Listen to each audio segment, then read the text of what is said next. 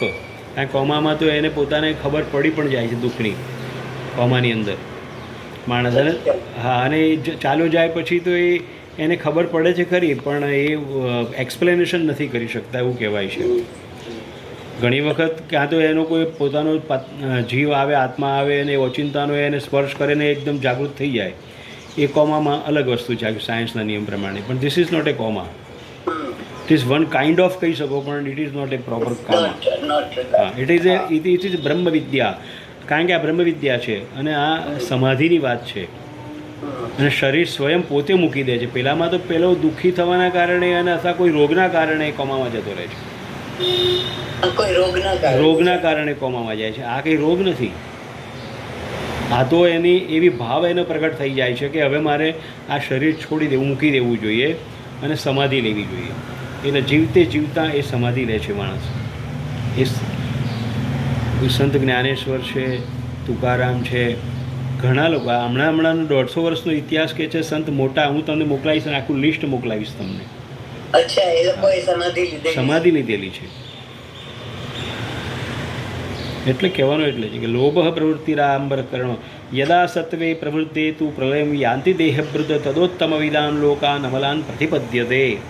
અને નિત્ય સત્વમાં રહેવાથી કે હે અર્જુન, હે ભારત, એની ઉત્તમ ગતિ પ્રાપ્ત થાય છે. પ્રતિપદ્યતે એટલે પ્રાપ્ત થવું. પ્રતિપદ્યતે એટલે પ્રાપ્ત થવું. હા, ઉત્તમ લોક. ઘણા બધા લોક છે, એમાંથી ઉત્તમ લોક એને મળે છે. રજસી પ્રલયં ગત્વા કર્મસંગીષુ જાયતે. જે માણસ હંમેશા કામ કામ કામ જ, બીજું કંઈ જ નથી કરવાનું. બસ કેટલાક કર્મયોગી ટાઈપના લોકો કર્મયોગી નથી હોતા, પણ જળની માફક કર્મ કરવાવાળા હોય છે આખો દિવસ. એને બીજું કાંઈ પ્રવૃત્તિ હોય જ નહીં, કામ કર્યા કરે. એટલે કે રજસ કહેવાય એને. શું કહેવાય? અને એમાં જ લિપ્ત થયેલો સુખના માટે કામ કરવાવાળો માણસ શું થાય છે? કર્મસંગીષુ જાયતે, કર્મસંગી થઈ જાય છે. અને તથા પરલિતનમસ્તી મૂઢયોની શું જાય તે પછી બધા મૂઢયોનીમાં જન્મ લે છે. મૂઢયોની એટલે કેવી? પાછા જળની ગમે તેવા જગ્યાએ એમનો જન્મ થાય, મૂઢયોનીમાં જન્મ થાય. બહુ બુદ્ધિ હોય નહીં, બધા અમુક કાર્યોમાં જ પ્રચાપચા રહેવું, બીજી દુનિયા ક્યાં ચાલે છે એની ધ્યાન ન રહેવું. શું? હા, એટલે એવું નહીં કે ખોટા કર્મની અંદર પણ એ પ્રવૃત્ત થઈ શકે છે એ જીવ રજસનો. એટલા માટે રજસને સુખની અંદર ભગવાન વાત કરે છે ને, તો રજની અંદર એલર્ટ તો કરે જ છે કે એક મર્યાદા ત્યાં સુધી ઠીક છે. રજસ પણ તમારી મર્યાદામાં હોય ત્યાં સુધી સારો છે, પણ જો મર્યાદા ચૂકાવી તો એ રજસ તમને ડૂબાડે છે. આ ભાવ છે અહીં આગળ. Rajas is a essential, but if you not take care properly then he is also તમને ડૂબાડે. એટલે રજસી પ્રલયં ગત્વા કર્મસંગીષુ જાયતે તથા પ્રલિતનમસ્તિ મૂઢયોનિષુ જાયતે. તે મૂઢયોની એને પ્રાપ્ત થાય છે. એટલે પછી તો શું થાય? મૂઢયોનીમાં બીજા બધા જીવો પણ આવે છે, પશુ પક્ષીઓ પણ આવે છે. એમને બીજું કાંઈ કરવાનું નથી. કોઈ એમને જો પાડે તો હા, ખાઈ પીને એને પડી રહેવાનું હોય છે. છતાં પણ એ તો બિચારા એનો તો ઉપયોગ કરો તો એ તો બિચારા કામે લાગી જાય છે. આજે હાથી જેવા હાથીને ઘોડા છે, બધાને કામે લીધા જ છે ને મનુષ્યએ. બધાને મૂઢયોની છે, છતાં પણ એમને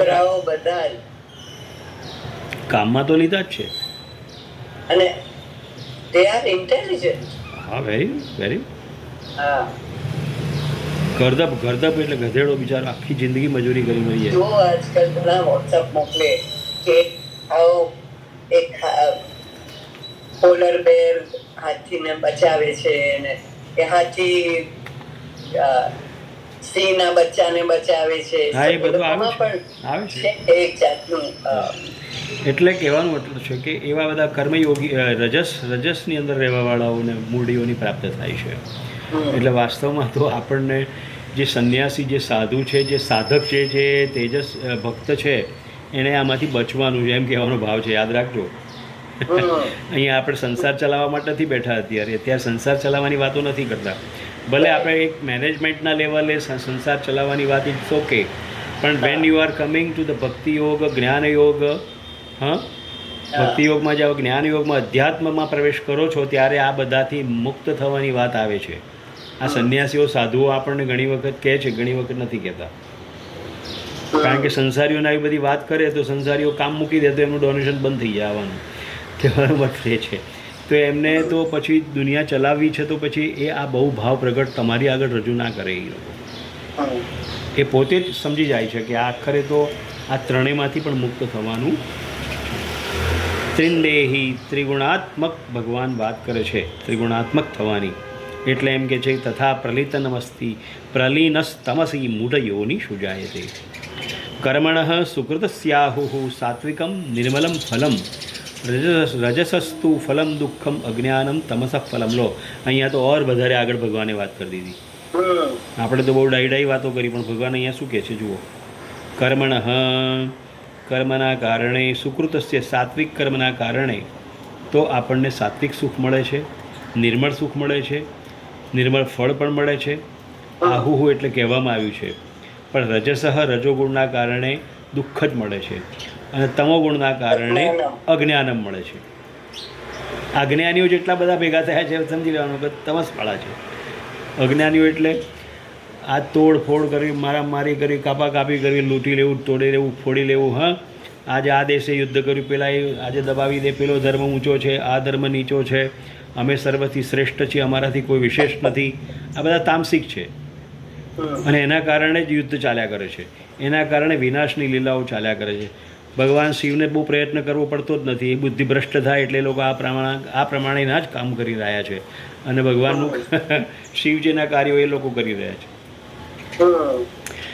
તમસઃ તમોગુણના કારણે એ લોકો અજ્ઞાન જ પ્રાપ્ત કરે, નોલેજ હોતું નથી કોઈ પણ પ્રકારનું. આપણે નથી કહેતા કે ભાઈ આને કંઈ એક અંશ માત્ર પણ નોલેજ નથી, આને છોડો, અહીંયાથી જવા દો, આપણું કામ નહીં, અહીંયા આગળ ઊભા થઈ જાઓ. અને ખરેખર વિદ્વાન હોય તો મૂર્ખ લોકોના ટોળામાંથી ઊભા જ થઈ જવું જોઈએ, ને તેમનું અપમાન થઈ જાય.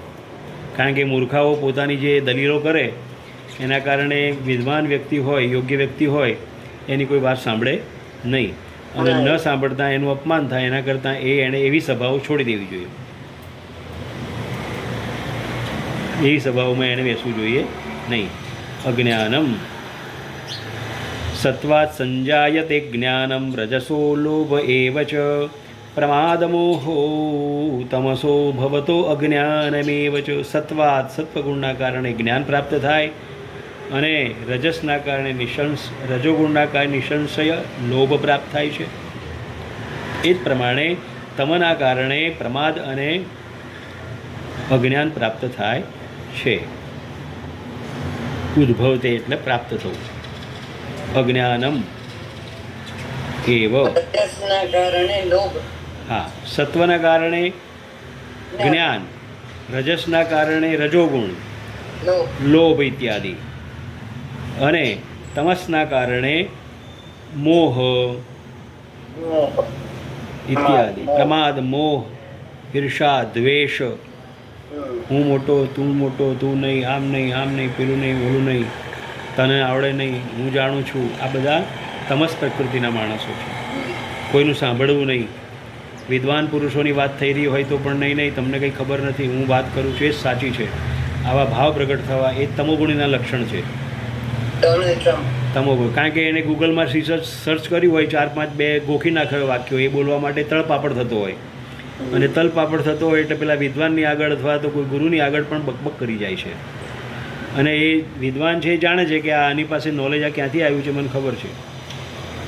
તમસના કારણે આવ્યું છે, લોભના કારણે આવેલું છે, અને ખોડી કાઢેલું જ પાછું જાણી કરીને, કોકને દબાવવા માટે એણે આ જ્ઞાન પ્રાપ્ત કર્યું છે. અમેરિકા જે છે અત્યારે બધાને દબાવવા માટે અલગ અલગ પ્રકારના પ્રયોગ કરે છે, બદમાશી કરે છે. હા, નમૂનો છે ભયંકર.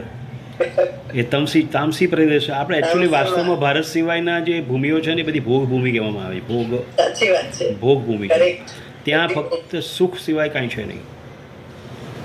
એટલા માટે એના ધર્મની અંદર પણ તમે જુઓ તો બહુ જ અત્યારે નિરાશા વ્યાપ્ત થયેલી છે, અને અત્યારે સનાતનની જાગૃતિ થયેલી છે. એનું કારણ તો એ જ છે કે અમુક વસ્તુઓ અમુક લેવલે ખ્યાલ આવી જાય કે આમાં બહુ પડ્યા પછી પણ આમાં બહુ મજા આવતી નથી, જ્ઞાન આવતું નથી, આનંદ આવતો નથી, એટલે માણસ કન્વર્ટ થઈ જાય. એટલે કે છે ભવતો અજ્ઞાનમ એવ ચ. ઉર્ધ્વમ ગચ્છન્તિ સત્વસ્થા મધ્યે તિષ્ઠન્તિ રાજસાઃ જગન્યગણવૃત્તિસ્થા અધો ગચ્છન્તિ તામસા. એક જ વાત છે, ફરીથી એ જ વાત કરી ભગવાને કે ઉર્ધ્વમ એટલે શ્રેષ્ઠ માર્ગને સત્વ લોકો પામે છે. મધ્યે તિષ્ઠન્તિ રાજસાઃ મધ્યમ લોક એટલે મધ્યમ લોકમાં એને ગતિ પ્રાપ્ત થાય છે. અને તમસની તો કહે છે કે બહુ જ ખરાબ ગતિ પ્રાપ્ત થાય છે. અધઃ ગચ્છન્તિ અધોગતિ, બરાબર, અધોગતિ એ તારી અધોગતિ થઈ છે. કેમ તો કે સત્વ રજ તામસિક ગુણોના કારણે એની અધોગતિ થતી હોય છે. અધોગતિમાં પછી ગમે તેવા જીવો પ્રગટ થાય, ગમે ત્યાં પ્રગટ થાય, ગમે તેવું દુઃખ પછી એને મળ્યા કરે. એટલે એ અધોગતિ ન પામવી હોય તો કહે છે નિત્ય સત્વસ્થો ભવ, નિત્ય સત્વમાં રહેવું, બહુ રજસમાં રહેવું જોઈએ નહીં. આપણને પણ કહે છે, અને એ સંન્યાસી મહાપુરુષોના માટે આ જે વાત કહેવાય છે, કારણ કે જે લોકો તો પોતાનું જીવન આખા સંસારથી ઉપરત એટલે પેલા એમ કહે છે ને આસનથી ઉપર જ થઈ ગયા છે. આસન છે ખરું પણ ઉપરત છે, આ ત્રણેય ગુણોથી ઉપર જ થયેલા છે, બરાબર. તો એ વાત બતાવી અહીંયા આગળ. મનુષ્યલોક તિષ્ઠન્તિ મનુષ્યલોકમાં આપણે પાછા આવીએ. રજસ બધા ક્યાં આવે પાછા ને પાછા? મનુષ્યલોકમાં પાછા. હા. અને અધોગચ્છન્તિ તામસા એટલે તિર્યંચ યોનિઓમાં પ્રાપ્ત થાય. તિર્યંચ એટલે પશુ પક્ષી ઇત્યાદિ નાના મોટા જીવમાં પ્રગટ થાય. કે અત્યંત કરોડો જીવો છે, એમાં કોઈકના કોઈકમાં જીવમાં જતો રહે તામસી.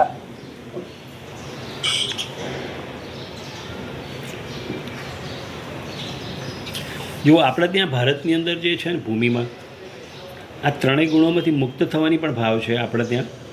અને એ ઉત્તમ ગુણોની વાત કરી કે સત્વ અને રજસનું તમસ ત્રણેય ગુણોના તમે કાર્ય જોઈ લીધા અત્યારે કે ભાઈ એની ગતિ શું છે. તો આ ભાવ ત્યાં નથી ભોગભૂમિઓમાં, ત્યાં છે જ નહીં. કારણ કે એ લોકો એક મનુષ્યને ભગવાન તરીકે માને છે. મનુષ્યને પણ નથી જ માનતા, નહીં તો આટલો બધો વિનાશ ના કરી શકે એ લોકો.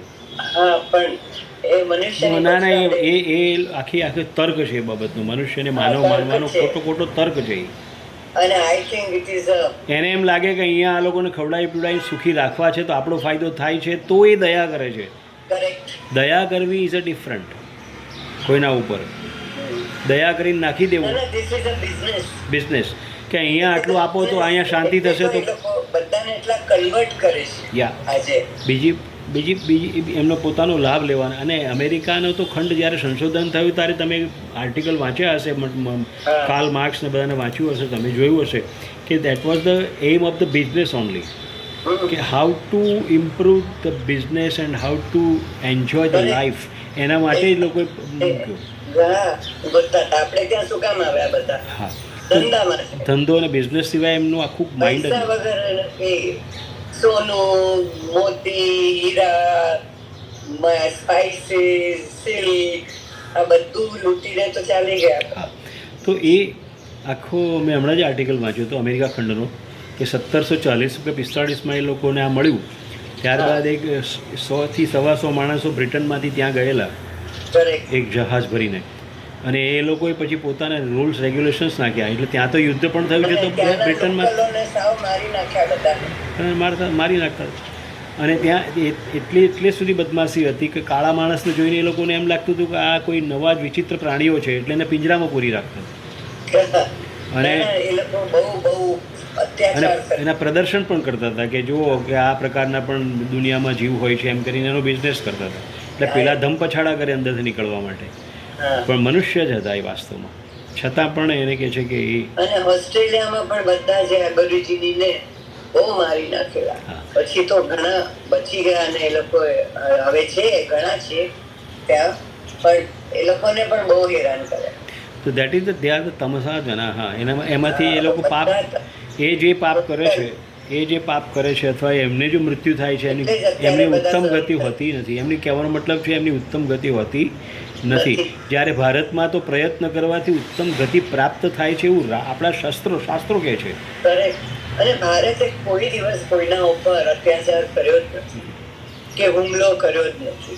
રામચંદ્રજી એક જ હતા કે જેમણે પોતાની પત્ની માટે સીતાજી માટે લંકામાં ગયા હતા અને લંકામાંથી પાછા લઈ એ આવ્યા. પણ આઈ થિંક ના એનું કારણ એક નિમિત્ત તરીકે નહીં એનું એમાં શીખવાનું પણ હતું. રામચરિત્રની અંદર તો બહુ શીખવાનું જ છે બધું કે તમે બહુ શાંત બેસી શકો તો તમારી પ્રવૃત્તિમાં તમને તમારા જીવનમાં અપરાધો વધી જાય લોકોના અને તમને દબાવી દે, તમારું જીવન દુઃખમય કરી નાખે. એટલે તમારે તમારી શક્તિનો પરિચય આપવા માટે તમારે કામ તો આ રીતની પ્રવૃત્તિ કરવી જ જોઈએ, એટેક કરવા જ જોઈએ. તમે ન કર્યા એના કારણે આ દુઃખ ભોગવવાના વારા એવા છે અત્યાર સુધીમાં. 2000 વર્ષ કાળો યુગ ગયો આપણો, મધ્યયુગ કહેવામાં છે. મધ્યયુગ 2000 વર્ષથી 3000 વર્ષનો મધ્યયુગ કહેવામાં આવે છે. એ મધ્યયુગની અંદર દુઃખ સિવાય કાંઈ મળ્યું નથી. નાન્યમ ગુણેભ્ય કર્તારમ યદા દ્રષ્ટાનુપશ્યતિ ગુણેભ્યશ્ચ પરમ વેત્તિ મદભાવમ સો અધિગચ્છતિ. જે વખતે યદા એટલે જ્યારે, દ્રષ્ટા એટલે સમષ્ટિ ચેતના જે છે એને એક ભાવથી જોવાવાળો હોય તે એને દ્રષ્ટા કહેવામાં આવે છે. સમષ્ટિ એટલે આખા પૃથ્વી પ્રકૃતિ તમામને એક જ દ્રષ્ટિથી જોવાવાળા એ મહાપુરુષો કહેવામાં આવે છે એને. એવા લોકો ગુણેભ્ય આ ત્રણેય ગુણોને જાણીને અન્યમ કર્તારમ અનુપશ્યતિ જે જોઈ રહે છે તે ગુણેભ્ય આ ત્રણ ગુણોની અંદર ફસાતા નથી, પણ એ પરમ એટલે કે સચ્ચિદાનંદ ઘન પરમેશ્વરની અંદર જ સત્વમાં જ એ જોઈન્ટ થયેલા રહે છે અને મારા ભાવમાં જ એ પ્રગટ થયેલા રહે છે. એવો ભાવ ભગવાન શ્રી કૃષ્ણ સ્વયં કહી રહ્યા છે અહીંયા આગળ કે આવા સાત્વિક લોકો તો પછી મારા ભાવની અંદર જ આવી જાય છે, મારા જ ભાવમાં પ્રગટ થઈ જાય છે. તમે વિચાર કરો, ત્રણ ગુણોનું વર્ણન પણ કર્યું, એની ઉપાધિઓ પણ બતાવી, એના પ્રોબ્લેમ્સ બતાવી દીધા કે આટલું આટલું થાય તો આમ થાય તેમ થાય, લોભ રજસ તમસ આ બધી વાત કરી. પણ એમ કહ્યું સત્વની અંદર જો જે માણસ આ ત્રણ ગુણને જાણી જાય છે એ મારા ભાવમાં આવી જાય છે.